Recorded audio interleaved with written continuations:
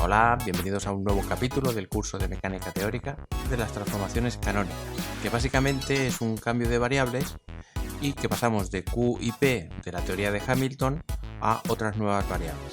Entonces resulta ser que no podemos hacer cualquier transformación que nos venga en gana, sino tenemos que seguir unas normas, y eso es lo que vamos a hacer en este capítulo, explicar qué normas se han de seguir y por qué. Así que empezamos. Imaginemos que alguien nos da un hamiltoniano. Vamos a hacerlo en plan sencillo, sin poner demasiadas constantes, porque es solo para ir más rápido. Imaginad que nos dicen que el hamiltoniano de nuestra teoría es un medio de p al cuadrado más un medio de q al cuadrado, donde q y p son las variables conjugadas. Es decir, que p la hemos obtenido de hacer la derivada del lagrangiano con respecto de q punto. Vamos, como siempre. Hasta aquí todo bien. Sabemos que las ecuaciones de Hamilton son estas de aquí, que nos dan las ecuaciones de movimiento, que básicamente, en nuestro caso, pues será q punto igual a la derivada de h con respecto de p, que nos va a dar p, y p punto será igual a menos la derivada de h con respecto de q, que va a ser q. Estas serían las ecuaciones de movimiento y podemos decir que todo perfecto. Esta es la teoría de Hamilton. Pero imaginad por un momento que alguien dice, oye, me gustaría hacer una transformación. Es decir, pasar de las variables q y p a otras variables que le podemos llamar, o que típicamente le llaman, pues q mayúscula y p mayúscula.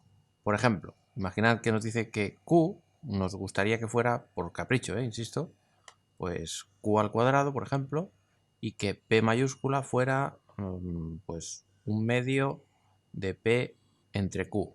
Y si queremos despejar q de aquí, pues tendríamos que es raíz de q mayúscula, y si despejamos de aquí la p, tendremos que es 2 veces p mayúscula por q, pero q es raíz de q. Estos serían las variables viejas en función de las nuevas. Así que nada nos priva de sustituir estas variables en el hamiltoniano y tendríamos pues un medio de p al cuadrado, me estoy refiriendo a esta p, por tanto sería 2 veces p raíz de q más un medio, y es q al cuadrado, que es raíz de q al cuadrado, o sea que simplificando esto sería un medio 4p mayúscula al cuadrado q más un medio de q. Entonces, claro, si esto hemos dicho que era el hamiltoniano, pero el hamiltoniano típicamente se expresa en las variables minúsculas, q y p, pues a esto, que es el hamiltoniano, pero expresado en las nuevas variables, pues le podemos llamar k, q, p. Es decir, que lo que estoy diciendo básicamente es que si en la función h, allí donde haya una q, consideramos que puede ser función de unas nuevas variables, pues cuando sustituimos todo este rollo, esto resulta ser al final una función de q grande y p grande. Por lo tanto, a esa nueva función le llamamos k. Pero es el hamiltoniano, pero sustituyendo las ecuaciones, no hay ningún misterio. Es la misma expresión, digamos, ¿no? Pues bien, lo que se planteó alguien en algún momento es que una vez se ha hecho este cambio completamente arbitrario de variables, uno puede decir entonces que las ecuaciones de Hamilton expresadas en las nuevas variables q mayúscula y p mayúscula son igual que estas pero con mayúsculas. Y la respuesta es no, solo en algunos casos. Pues bien, en los casos que sí, esas transformaciones se llamarán transformaciones canónicas. Claro, la pregunta es, bueno, ¿y cómo puedo saber yo si esto de aquí, esta transformación es canónica o no? Es decir, que se cumplan las ecuaciones de Hamilton, estas de aquí, con el hamiltoniano expresado en las nuevas variables mayúsculas. O sea, ¿cómo puedo saber yo, dado esto, que esto va a funcionar? Bueno, pues precisamente este es el objetivo de este capítulo. ¿Cuáles son los requisitos que necesitamos? Pues necesitamos que para pasar de h, que es el hamiltoniano original, al nuevo hamiltoniano expresado en las nuevas variables, que básicamente h sea lo mismo que k.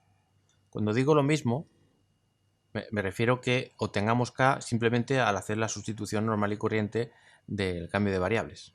¿Vale? Esto es lo que vamos a querer por un lado, y por otro lado vamos a imponer que las ecuaciones de Hamilton tengan la misma forma en las nuevas variables, que es básicamente lo que hemos hecho, ¿no? Pero vamos a imponerlo como requisitos fundamentales para poder definir, digamos, lo que sería una transformación canónica. Y vamos a ver qué restricciones nos impone eso para el tipo de transformaciones. Vamos a hacerlo en un caso sencillo, que es el caso de una dimensión, es decir, que solo tenemos una Q y una P, porque la demostración para más dimensiones pues se hace de forma similar. Así que partimos de una cierta transformación, que básicamente es llamar Q mayúscula a algún tipo de función que depende de las minúsculas, tanto para la Q mayúscula como la nueva variable P mayúscula, pues van a depender de las variables antiguas. Entonces, si derivamos con respecto del tiempo, vamos a obtener que Q punto va a ser igual, y aplicamos la regla de la cadena, pues la derivada de Q parcialmente con respecto de la Q pequeña multiplicado por la derivada con respecto al tiempo de la Q pequeña, más, porque hay una dependencia en P también, la derivada de Q con respecto de P por la derivada de P con respecto del tiempo. Y si hacemos lo mismo con la P, obtenemos esto de aquí. Y si lo queremos expresar en forma matricial, tendremos que Q punto y P punto va a ser igual a una matriz multiplicado por Q punto y P punto. ¿Vale? Podéis chequear que esto es lo mismo que esto de aquí, pero en forma matricial. Y vamos a llamar a esta matriz de aquí magenta o rosa, vamos a llamarla M. Entonces, si momentáneamente llamamos Z a Q, al vector QP, típicamente tendría que ponerle una flecha, pero voy a evitar poner la flecha para no enturbiar más la notación. ¿Vale? Simplemente recordad que Z es un vector que es QP. Por lo tanto, si hacemos Z punto, pues va a ser Q punto P punto. ¿Vale? Pues esto también lo almacenamos como definición, o sea, como notación básicamente. Vale, pero ¿qué pasa con esto? Bueno, le podemos dar el nombre de Z mayúscula. Para que no se confunda con la minúscula, dejadme poner si queréis una doble línea aquí, para que no se confunda, simplemente. Pues claro, podemos llamar Z a Q mayúscula y P mayúscula, y por tanto Z mayúscula punto, pues será Q punto P mayúscula punto. Y eso también es notación, no significa nada más que eso. Escribir menos es lo único que tiene sentido esto. Así que lo ponemos por algún rinconcito. Y esto significa que esta ecuación de aquí la podemos poner simplemente como Z punto igual a M por Z punto. Básicamente es notación, notación, pero que insisto que lo hace bastante más sencillo todo. Hasta aquí lo único que hemos hecho es derivar con respecto del tiempo estas transformaciones. Aquí no hemos utilizado ni el apartado A ni el apartado B. O sea, no hemos utilizado ninguno de estos requisitos en ningún momento. Dejadme actualizar los colores, ya que he puesto en amarillo lo mayúsculo, pues dejadme poner Q y P mayúscula, amarillo, y así que el amarillo representa las nuevas variables y lo verde significa las variables antiguas. Perfecto. Muy bien, pues ahora vamos a imponer el requisito A, que básicamente es que si estamos con las variables antiguas, que en vez de poner que el hamiltoniano depende de Q y de P, puedo poner perfectamente que depende de Z, Que insisto que z es como poner q y p en forma reducida, o sea, notación más reducida, ¿no? Claro, si tenemos en cuenta que h depende de z, pero z a su vez está relacionado con las mayúsculas, o sea que z depende de z mayúscula, sabemos entonces que esto inexorablemente nos lleva a definir el nuevo hamiltoniano k y que va a estar en función al final de las z mayúsculas. Entonces, tenemos que imponer que esto va a ser igual que esto. Pero como las ecuaciones de Hamilton nos dicen cosas cuando derivamos con respecto del tiempo, vamos a derivar con respecto del tiempo toda esta ecuación. Porque si esto es verdad, derivar con respecto del tiempo también va a ser verdad, pero además nos permitirá que aparezcan q puntos y p puntos para poder desarrollar el requisito b. Lo hacemos. Si miramos el lado izquierdo, veremos que esto va a ser la derivada de h con respecto del tiempo va a ser la derivada de h con respecto de z por z punto, o sea, la derivada de z. Y si miramos a la derecha, pues más de lo mismo, la derivada de k con respecto de z mayúscula por la derivada de z mayúscula con respecto del tiempo. Pero z mayúscula resulta que cumple esta ecuación. Así que sustituimos.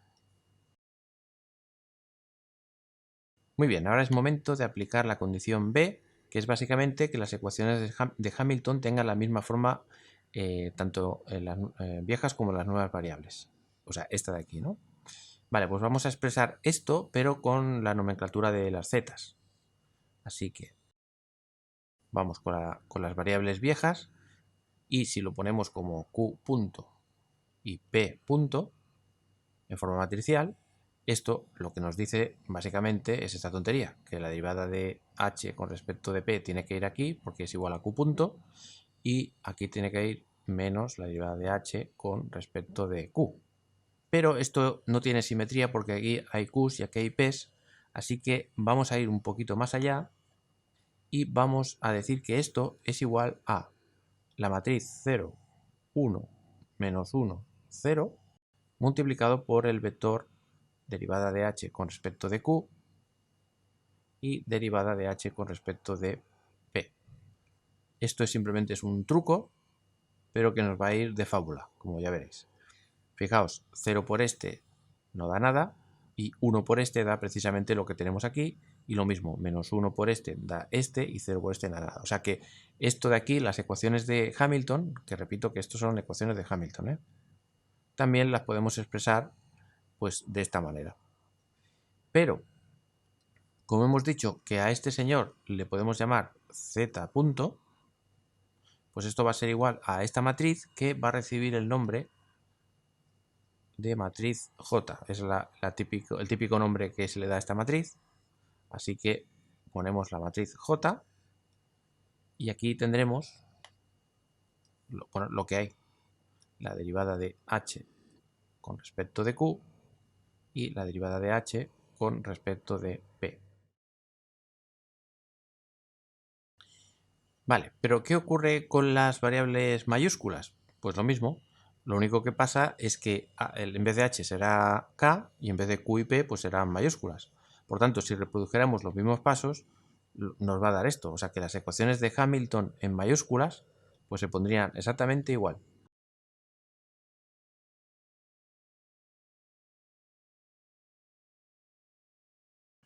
Puesto un poquito de orden. Y esto, para no dejarlo en plan vector, pues simplemente podemos decir, de hecho es la derivada de h con respecto de z. Porque recordad que tanto q como p lo hemos llamado z. Y esto de aquí, pues también le podemos llamar la derivada de k con respecto de z mayúscula.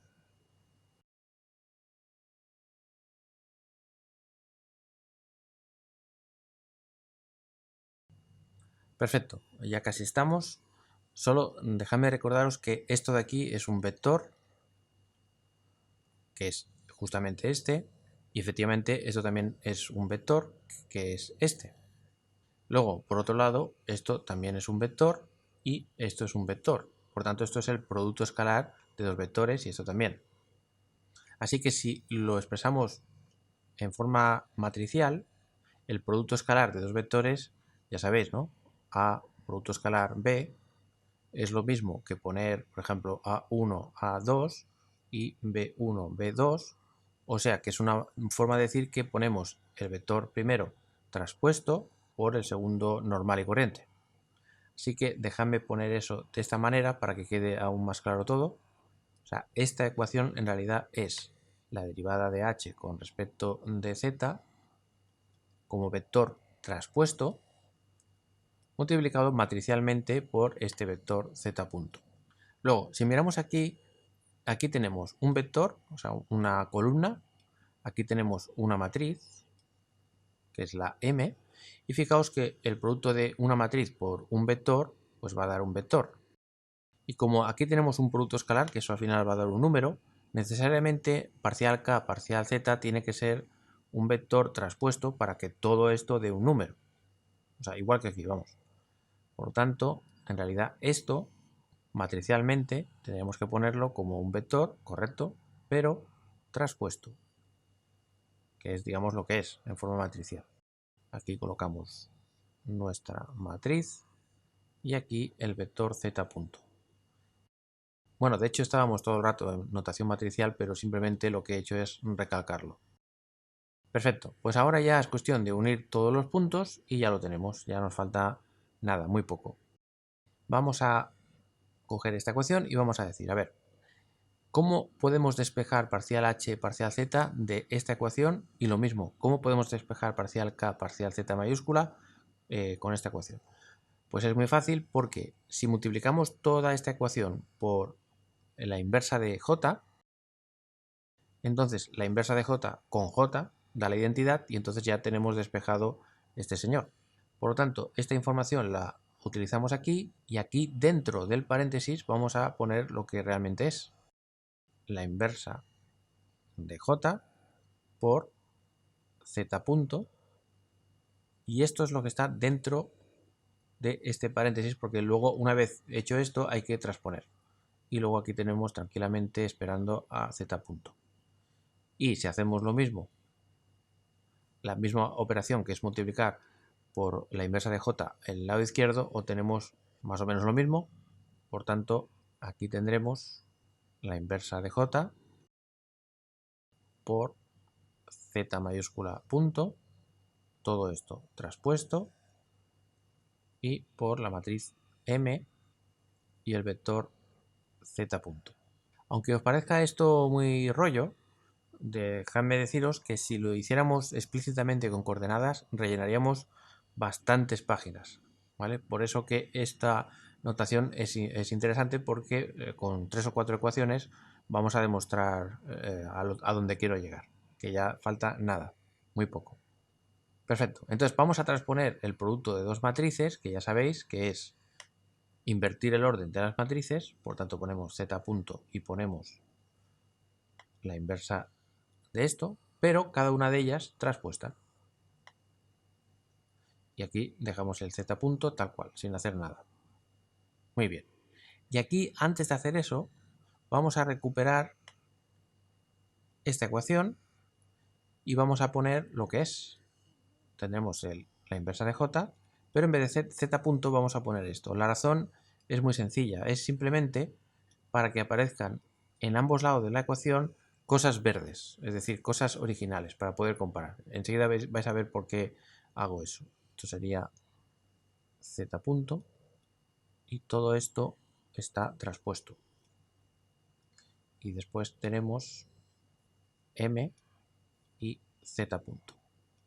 Fijaos que lo bonito de esto es que tenemos una ecuación en la que está todo lleno de zetas pequeñas y entonces pues hay unas j y unas m y eso es precisamente lo que necesitamos porque necesitamos algún tipo de condición, no para la j, porque la j es la que es y eso va a ser siempre, va a ser siempre así, sino para las m's precisamente, que las m's definen de en cierta manera la transformación que va a ser canónica, ¿vale? Por tanto, pensad esto como una ecuación que tiene que cumplir las matrices m. Vale, entonces un pequeño apunte. La matriz J multiplicado por ella misma va a dar -1, 0, 0 y -1. Es decir, que no da la identidad.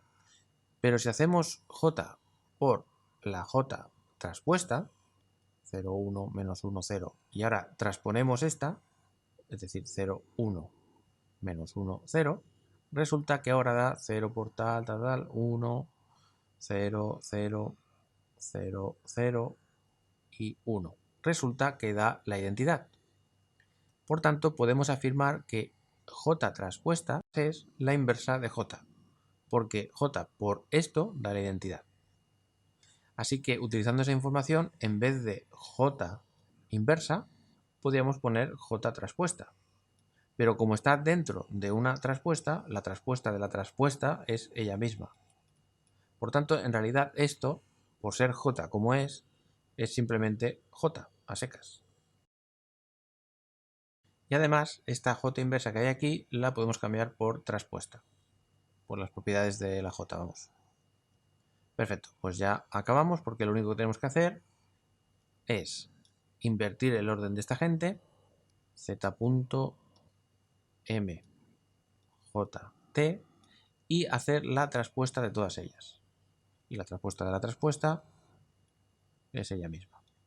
Y copiamos lo que nos falta, que es mz. Perfecto. Y aquí copiamos lo mismo, es decir, no hacemos nada, ¿no? Entonces, fijaos, ya estamos. En el lado izquierdo tenemos el sándwich de z traspuesto con z, y aquí también tenemos el sándwich de z punto traspuesto con z. Y resulta que aquí tenemos la j y aquí tenemos esta cosa rara. Y como esto es una igualdad, para que esto se cumpla para cualquier z, es decir, para cualquier par de variables QP, es decir, para cualquier teoría, entonces necesariamente j debería ser igual a m traspuesta j m. Y esta es la condición que tiene que cumplir una transformación que pasa de QP minúsculas a QP mayúsculas para que cumpla los requisitos A y B. Es decir, requisitos para lo que llamamos una transformación canónica. Ya lo tenemos. O sea, básicamente es esto. O sea, que todo este follón ha servido para llegar a esto. Y esto ya nos da una pista de un test que debe cumplir una transformación para que sea canónica. Si hacemos el determinante de la ecuación de arriba, nos va a quedar determinante de j igual al determinante de todo esto. Si calculamos el determinante de j, resulta que esto nos da 1, se puede ver muy fácilmente aquí, y luego hay una propiedad que dice que el determinante de un producto de matrices es el producto de determinantes. Por tanto, sería el determinante de m traspuesto por el determinante de j por el determinante de m. Y el determinante de j hemos visto que da 1. Pero además hay otra propiedad que dice que el determinante de la matriz o el determinante de la matriz traspuesta da lo mismo, por tanto que tenemos esto, o sea que este por este al final nos da el determinante al cuadrado. Por tanto ya vemos una cierta propiedad más, que es que el determinante de m tiene que ser, como el cuadrado tiene que ser 1, pues tiene que ser o más o menos 1. Pero se exige un requisito más. Se exige que el determinante de la transformación sea positivo. Eso delimita a que el determinante tiene que ser 1. La razón de esto, bueno, lo digo solo de pasada, ya entraremos en eso más adelante, pero la razón de que queramos que sea positivo y no negativo es para que conserve el área del espacio de fases y no la invierta. Esto ahora mismo suena chino, pero simplemente lo digo para que os suene para cuando lo miremos en un futuro. ¿Vale? Es decir, pero tened en cuenta que esta elección es la que más sentido físico tiene. Ya, lo dejamos para más adelante. Perfecto. Entonces, ahora es cuando ya podemos ir al ejemplo que hemos puesto justo al principio, que era este. habíamos definido una transformación que no sabemos si es canónica o no. Aquí está definida su transformación inversa, simplemente despejando las minúsculas en función de las mayúsculas, y habíamos sustituido el hamiltoniano y nos daba este nuevo hamiltoniano. Y nos preguntamos si esto es o no una transformación canónica. Pero ahora ya tenemos los elementos para saber si lo es o no. Vamos a calcular rápidamente la matriz M, que es la derivada de Q mayúscula con respecto de Q, en este caso es fácil, es 2Q, la derivada de Q mayúscula con respecto de P, vemos aquí que no hay P, por tanto 0, la derivada de P mayúscula con respecto de Q, esto es menos P entre 2Q al cuadrado, y la derivada de P mayúscula con respecto de P, o sea, 1 entre 2Q.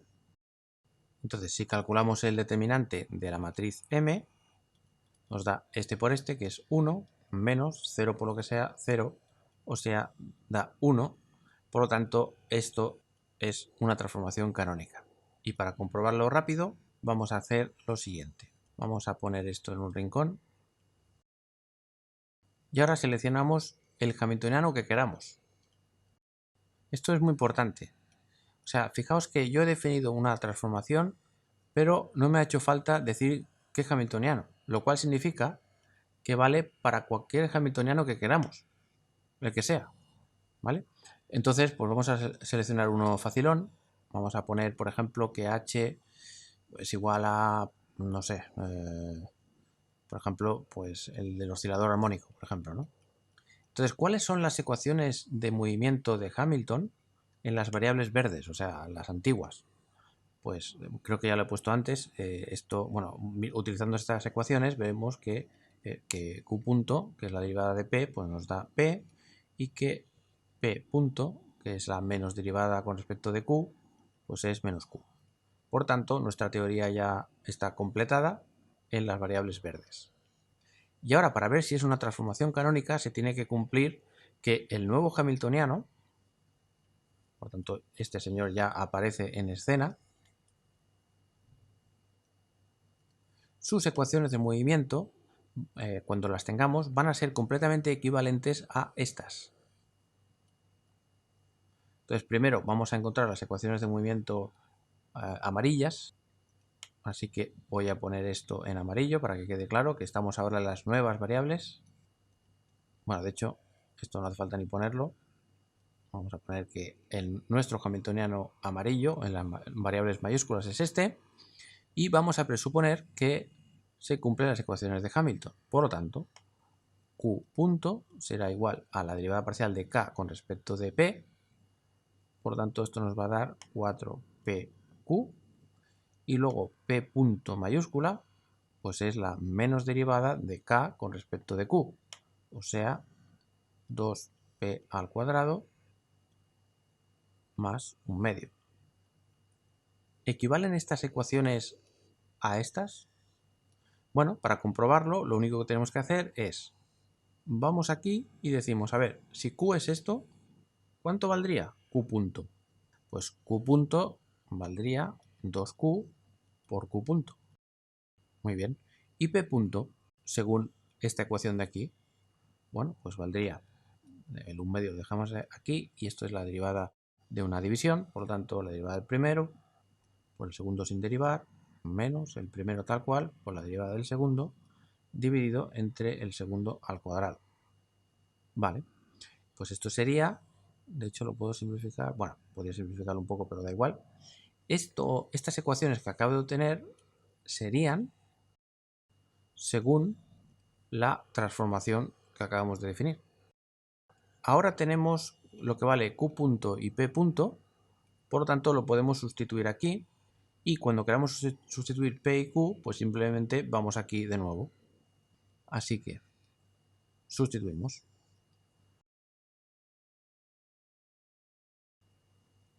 Perfecto, ya hemos sustituido las cajas rojas por lo que es y ahora vamos a sustituir la parte derecha. Y tendremos 4 veces la P mayúscula y vemos que la P mayúscula es esto. Y luego la Q mayúscula es Q al cuadrado.